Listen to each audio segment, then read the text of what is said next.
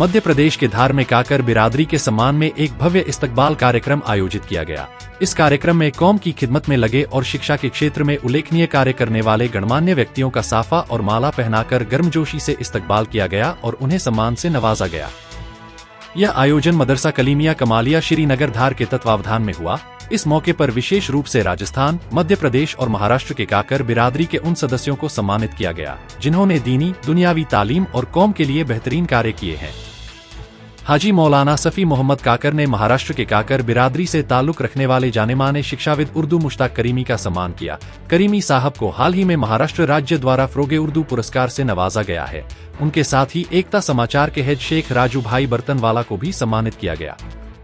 राजू भाई को कौम और बिरादरी समाज के हर अच्छे कार्यक्रम की जानकारी एकता समाचार के माध्यम से प्रचार प्रसार करने के लिए माला पहनाकर और साफा बांधकर सम्मान दिया गया। साथ ही मदरसा कलीमिया कमालिया श्रीनगर धार के जेरे एहतमाम 40वां सालाना जलसा जश्न नशरह के निर्णायक महाराष्ट्र के मारूफ साबिर मुस्तफ़ा और काकर बिरादरी के शिक्षाविद इस्माइल काकर का भी शाल ओढ़ाकर सम्मान किया गया। अतिथिगणों ने इस अवसर पर समाज को महत्वपूर्ण संदेश दिया। उन्होंने जोर देकर कहा कि तालीम, एकता और भाईचारे के साथ देश के लिए कौमी खिदमतगार बनना समय की मांग है। उन्होंने नौजवान छात्र छात्राओं से शिक्षा से जुड़े रहने और दीनी दुनियावी दोनों तरह की शिक्षा हासिल करने का आह्वान किया। अतिथियों ने स्पष्ट किया कि आपसी भाईचारा कायम रखने से ही कौम आगे बढ़ सकती है। इस कार्यक्रम में मध्य प्रदेश, महाराष्ट्र और राजस्थान के काकर बिरादरी के भाइयों ने बड़ी संख्या में शिरकत की तथा सभी ने ऐसे हौसला अफजाई के कार्यक्रमों को हर जगह आयोजित करने की बात कही। अस्सलाम वालेकुम दोस्तों, आज बड़ा खुशी का दिन है। मध्य प्रदेश और महाराष्ट्र, जहां हमारे खुशीशी मेहमान जनाब मुश्ताक करीमी साहब, जो उर्दू भाषा को बढ़ावा देने के लिए महाराष्ट्र सरकार ने इनको अवार्ड दिया है, और आज मध्य प्रदेश से भी हमारे काकर बिरादरी के भाइयों ने इनका इस्तकबाल किया। नक्शबंदी सफ़ी मौलाना साहब, जिन्होंने हम सबको एक जाज़म पे बैठने का मौका दिया, सभी को बुलाया। और इस कार्यक्रम में मुस्तफ़ा भाई हमारे जो एक शायर भी है, पत्रकार भी है, और जगह जगह इनके बहुत बड़े बड़े प्रोग्राम मैंने भी अटेंड किए हैं, मैंने भी देखे हैं। इनके एक चैनल भी चलता है। और दूसरे इस्तकबाल में के लिए यहाँ कुराड़, जो खानदेश का इलाका गिना जाता है, वहाँ से इस्माइल सर आए हैं, जिनके शिक्षा के क्षेत्र में इनके भाई, इनके परिवार में सभी ने शिक्षा के क्षेत्र में हमारे काकर समाज का नाम रोशन किया है। इसी विषय में मैं जनाब मौलाना साहब से रूबरू करवाता हूँ। मौलाना साहब, बताइए, आज आपने काकर समाज मध्य प्रदेश और राजस्थान को एक जाज़म पर बैठाया है, बताइए। माशाल्लाह, ये जितने हजरात यहाँ तशरीफ़ लाए हैं, माशाल्लाह, हमारे एमपी के हैं, महाराष्ट्र के भी हैं, राजस्थान के भी हैं। ये मेरी खुशनसीबी है और ये इनकी मोहब्बत है कि आपने अपना कीमती वक्त निकाला और यहाँ तशरीफ़ लाए। इसके पीछे असल मकसद यही है कि हमारी बिरादरी के अंदर अगर कोई फ़र्द किसी तरीके से भी अगर तरक्की करता है तो हम उसकी हौसला अफजाई करें। इंशाल्लाह उम्मीद है कि हमें जो पैगाम मिला है आपकी जानिब से, क्योंकि आपकी भी कंडीशन यही रही कि किसी के हाथ ने मुझको सहारा दे दिया, वरना कहाँ में और कहाँ ये रास्ते पेचीदा यही कंडीशन इस नाचिज़ की भी रही है। आप लोग अच्छी तरीके से जानते हैं हमारे बाप दादा की क्या पोजीशन। ज़िंदगी भर हमने लोहा कूटा, लोहारी का काम किया। कॉलेज में आपकी दुआओं से सेकेंडरी मैंने किया, और उसके बाद में रब ताला ने करम फरमाया और नाचिज़ से 42 सालों से ये काम ले रहा है। मैं हाफिज़ कुरान नहीं बन पाया, लेकिन बेटे को मैंने हाफिज़ कुरान बनाया इंशाल्लाह, और पोते को भी मैं आलिम दीन बनाने की कोशिश में लगा हुआ हूँ। दुआ फरमाए अल्लाह आने वाली नस्लों से ये काम ले। और मैं ये चाहता हूँ कि मेरे बिरादरी के हर फ़र्द अपनी जानिब से ये कोशिश करे कि दीन का भी इल्म उनको मिले, अपने बच्चों को दे, आने वाली नस्लों को दे, और दुनिया का भी इल्म दे, ताकि वो दीन और दुनिया दोनों में बेहतरी और तरक्की पाए। बहुत अच्छी बात बताई साहब ने कि आधी रोटी खाइए मगर बच्चों को पढ़ाइए। अगर तालीम रहेगी, दीन रहेगा, तो बच्चा आगे बढ़ेगा। इसी बीच आरिफ भाई वारसी हमारे इंदौर से हमारे बीच है। आरिफ भाई बताइए, आज मध्य प्रदेश की तरफ से आज इस्तकबाल हुआ है मुश्ताक सर का।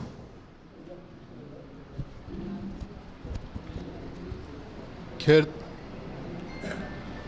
तालीम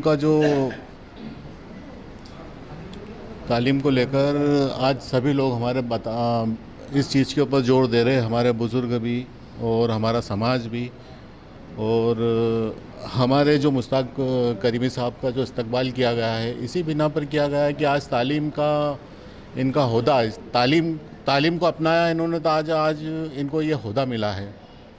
आज हर जगह महाराष्ट्र से लगाकर मध्य प्रदेश तक, धार तक, आज यही चर्चा है कि मुश्ताक करीमी साहब के इस्तकबाल में चलना, मुश्ताक करीम साहब के इस्तकबाल में चलना है।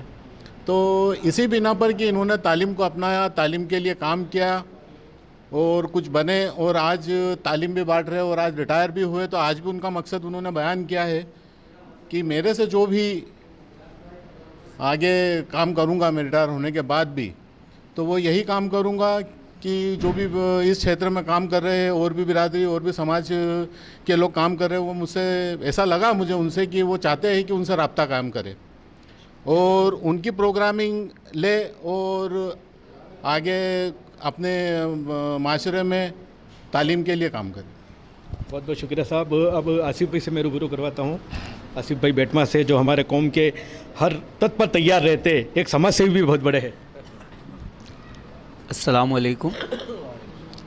मैं सफ़ी मौलाना साहब का तहे दिल से शुक्रिया अदा करता हूँ कि उन्होंने आज मध्य प्रदेश आरटी जमात के लोगों को इकट्ठा किया और हमें जो है मुश्ताक करीमी साहब का इस्तकबाल करने का मौका दिया, और इनको महाराष्ट्र सरकार ने फ़रोग़ अवार्ड से जो नवाजा है, हम महाराष्ट्र सरकार का भी शुक्रिया अदा करते हैं। और मुश्ताक भाई का अल्लाह का करम है कि ये अवार्ड उनके लिए छोटा समझता हूँ मैं। इनकी कैपेसिटी के हिसाब से बहुत बड़े अवार्ड से भी अगर महाराष्ट्र सरकार इन्हें नवाजे तो उसमें कोई बड़ी बात नहीं है। और हम मध्य प्रदेश काकर बिरादरी की जानिब से इनका इस्तकबाल करते हैं, इनका शुक्रिया अदा करते हैं कि इन्होंने हमारे पास आकर हमें इतना टाइम दिया।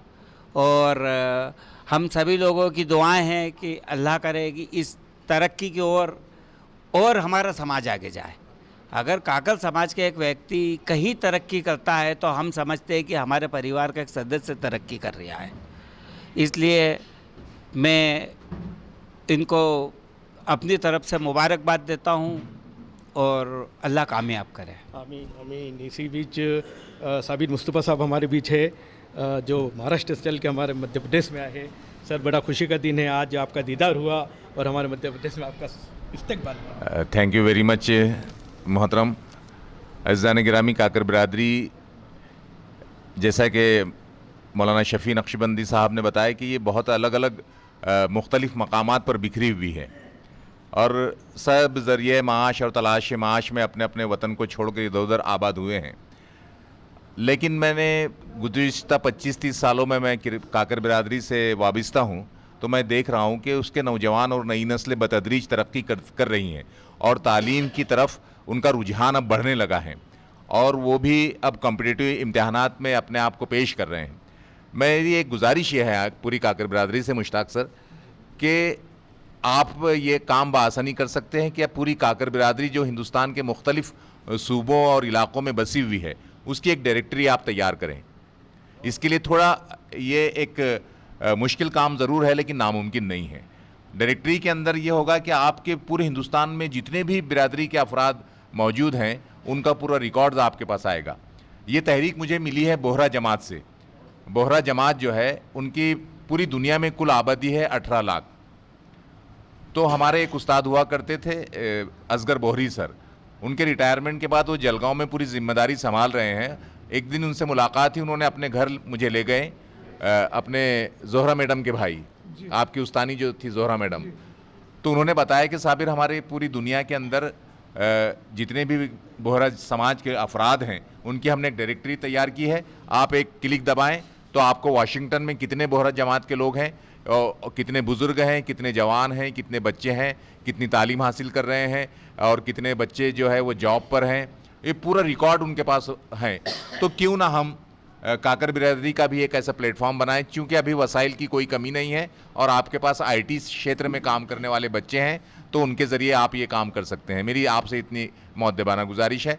काकर बिरादरी हमारे धाड़ और मौलाना शफ़ी नक्शबंदी साहब, इनका मैं बहुत शुक्रगुज़ार हूँ और मुझे खुशी इस बात की है, मैं फ़ख्र महसूस करता हूँ मुश्ताक की दोस्ती पर। मुश्ताक हरचंद के मुझसे बहुत छोटे हैं, लेकिन मुझे उनसे सीखने का बहुत मौका मिला है। मैं जब जलगांव माइग्रेट हुआ और वहाँ पर क़याम किया तो मुश्ताक मेरा पहला दोस्त था और ये हमारी कलमी दोस्ती रही है, क्योंकि वो इनकलाब जैसे पेपर से वो वाबिस्ता रहे हैं 30 साल तक।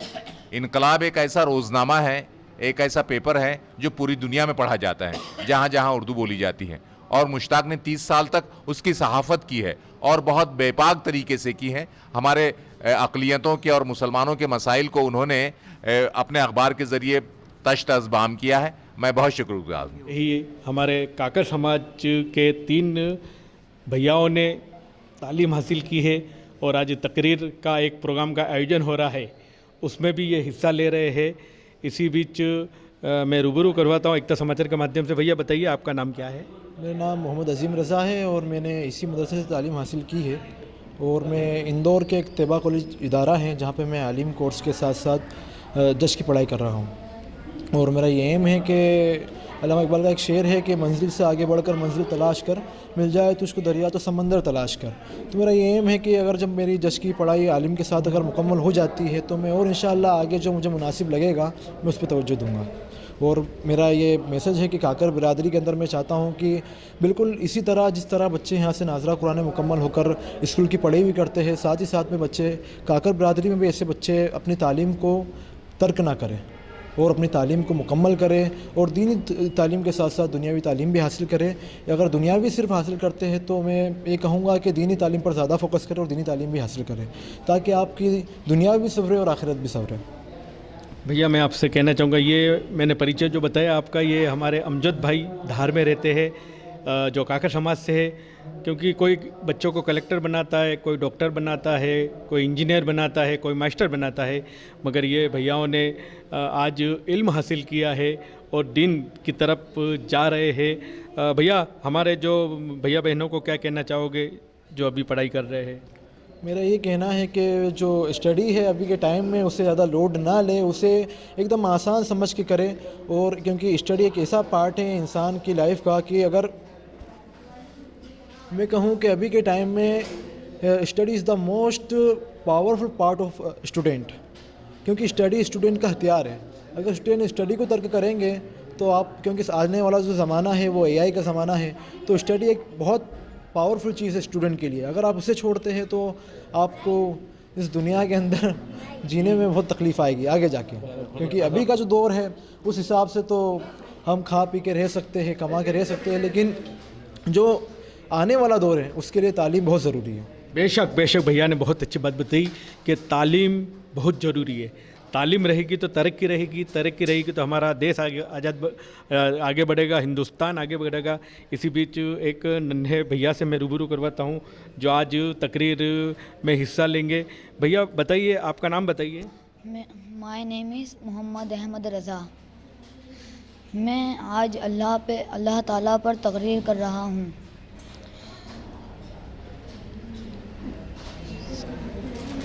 आज आपने जो शुरुआत की अल्लाह के नाम से, जो बड़ा रहम वाला है।